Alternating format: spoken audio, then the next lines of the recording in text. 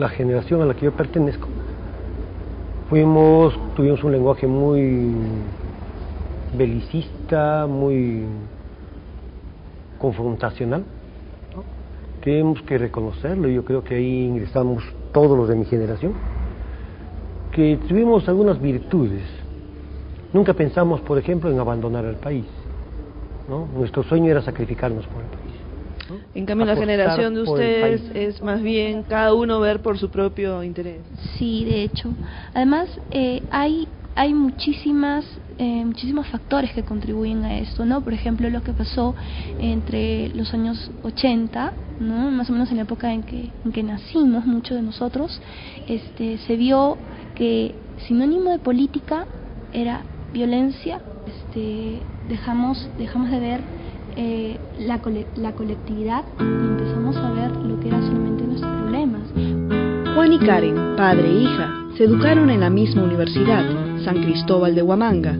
Vivieron dos realidades sociopolíticas muy diferentes, pero a través de los años se ha mantenido un factor en común: el abandono de la educación pública por parte del Estado. Las academias en un año quieren hacer lo que el colegio no pudo hacer en 5.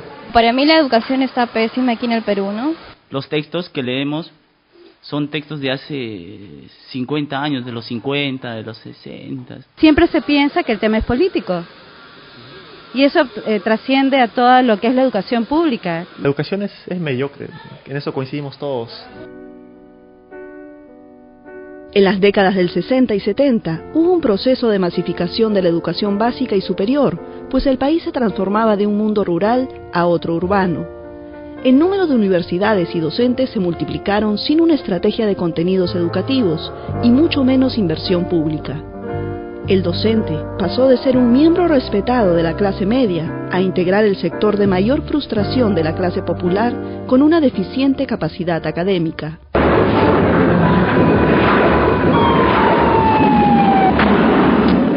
En 1972, el gobierno militar intenta hacer una reforma de educación, pero fracasó.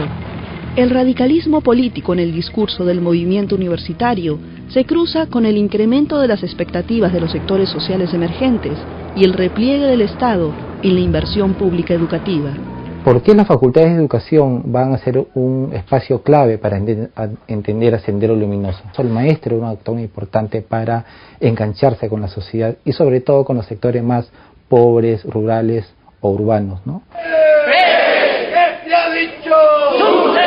Sendero Luminoso, con el cuestionamiento a la dirigencia del SUTEP como estrategia, logró infiltrarse en el gremio, y si bien existió un porcentaje mínimo de docentes realmente involucrados, no hubo un deslinde claro y definido por parte del SUTEP, y se terminó transmitiendo una imagen de ambigüedad. Entre medio de algunos profesores que eran esa vez, estaría ahí politizando a los alumnos, y de los alumnos tenía que salir a las comunidades, y también Sendero haya trabajado en las comunidades de una forma de así, casi obligándolo, ¿no? Los profesores que hemos trabajado, como en escuela, como en colegio secundaria, hemos sido víctimas de atropellos, castigos, torturas. Prueba de ello, el quien habla ha sido algo 8 veces detenido.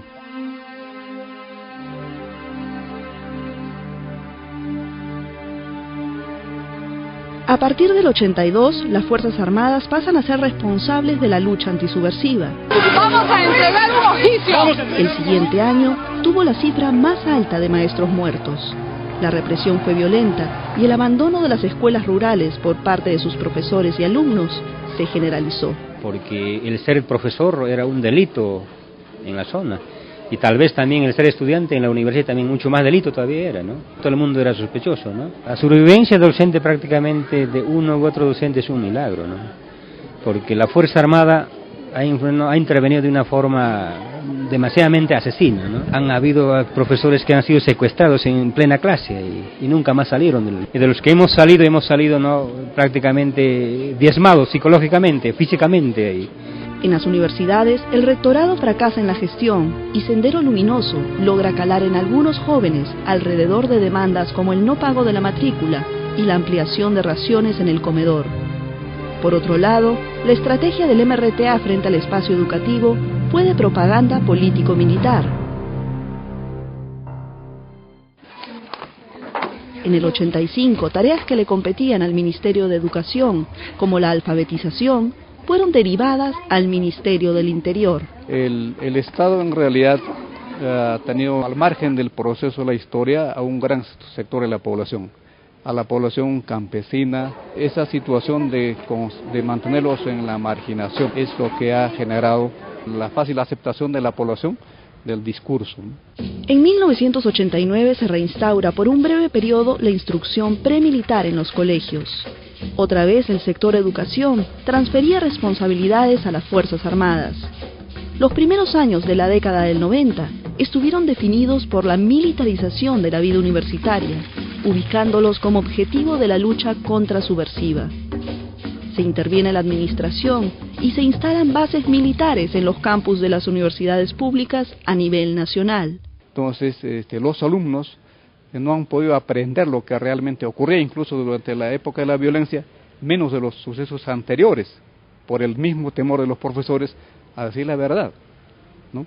Entonces, eso ha dejado una gran secuela en los profesores, el temor que es una especie de trauma que nos ha dejado la época de la violencia, y en los alumnos la ignorancia de lo que realmente ocurre en el país.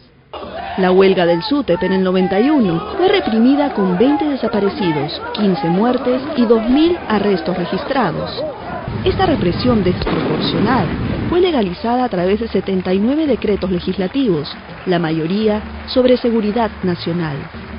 Una de las normas más controvertidas fue la Ley de Apología del Terrorismo Docente, con delito de traición a la patria, convirtiéndose en una cacería de brujas hasta el siguiente año, en que se derogó luego de la captura de Abimael Guzmán y el declive de Sendero Luminoso. En esta década, aunque la mayoría de estudiantes replegaron su actividad política con el silencio y la indiferencia, otros salieron a protestar en las calles contra la ley de amnistía del 95 y luego por el retiro injustificado de miembros del Tribunal Constitucional en 1997. Las movilizaciones fueron masivas y pacíficas.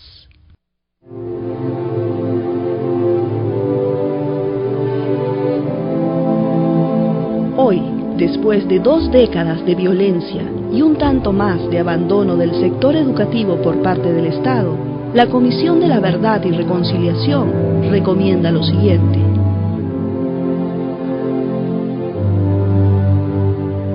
En los textos de secundaria y en la universidad tiene que haber un mensaje por la integración, un mensaje por la convivencia pacífica y por la solidaridad.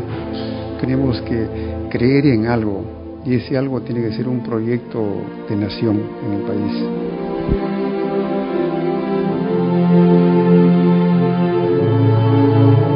Es una educación bastante desfasada, que no obedece a criterios, digamos, geográficos en primer lugar, pese a que se habla muchísimo de lo que es la descentralización, la reforma educativa, romper con esa política que está establecida y que todavía está demasiado fuerte, es muy difícil.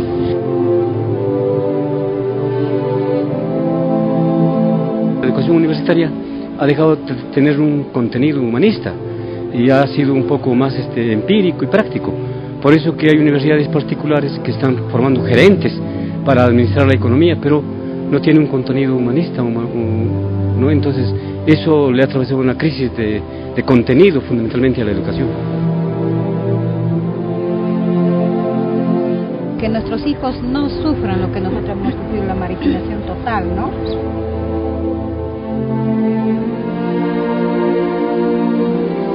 No se están entendiendo las particularidades de los educandos. Usted me dice que en 20 años, pero nunca ha habido un entendimiento de qué se debe enseñar.